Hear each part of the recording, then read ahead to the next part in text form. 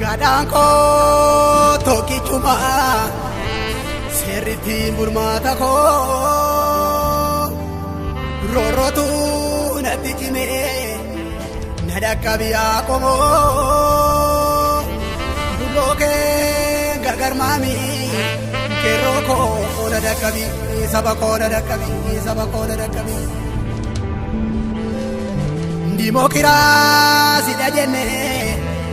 harka duwa hirire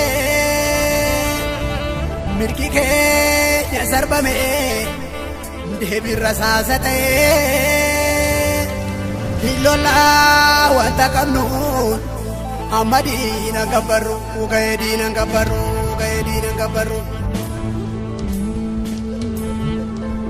dhalattoota Oromoo karraa yaatti sabiyaa lubbuuro boleewwan kee ekeraani yaa jira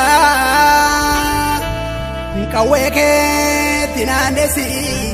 diina biyyee nyaachisi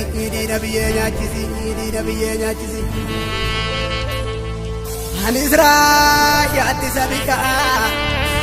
kayeetaan lolaa ture lammiin koo aangoon qabu kana keessa koo gubee yeroon geesse koo galii wajjin lola yaa gurbe ni bilisoomna yaa gurbe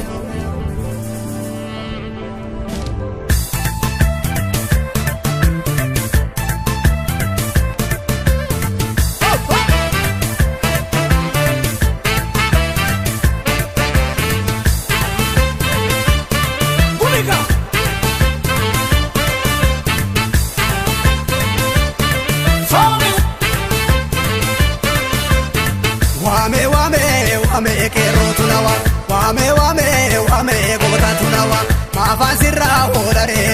maafan sirra de sare duwe badamale, maafan sirra de sare duwe badamale. Wame kero tunawa, wame gota tunawa, maafan sirra hodare, maafan sirra de sare duwe badamale, maafan sirra de sare duwe badamale.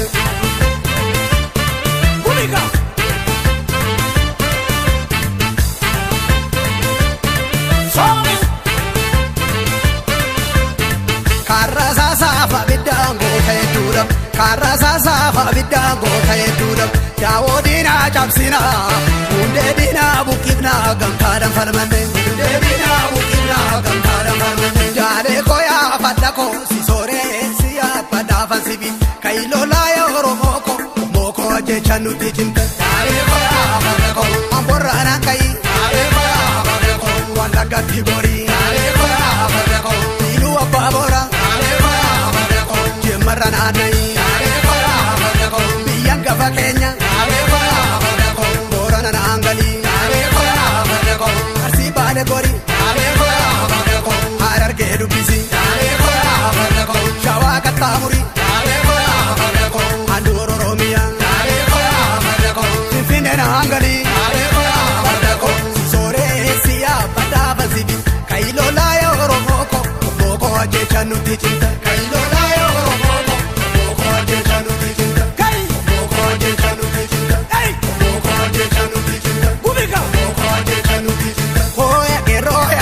Sakia dilahari godan sizimeya oya que rasakia dilahari godan sizimeya oya que rasakia dilahari godan sizimeya oya que rasakia dilahari godan sizimeya que se kagese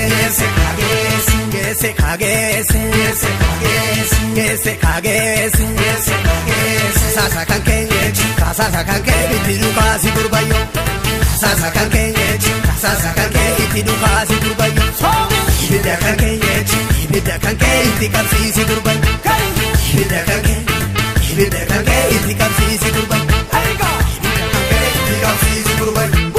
Ibidda kan kee itti qabsiisi gurban. Ibidda kan kee itti qabsiisi.